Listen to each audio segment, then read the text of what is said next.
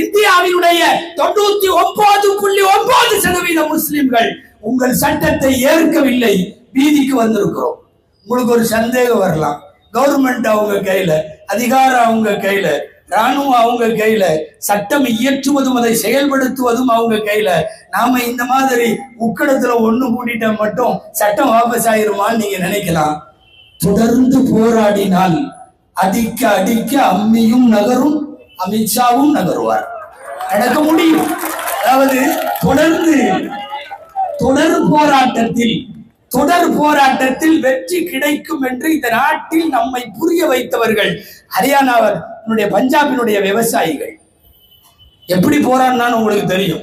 வருஷ கணக்கில் போராடினா.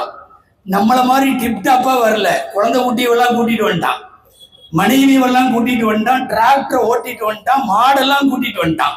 விவசாயி திரும்ப போமா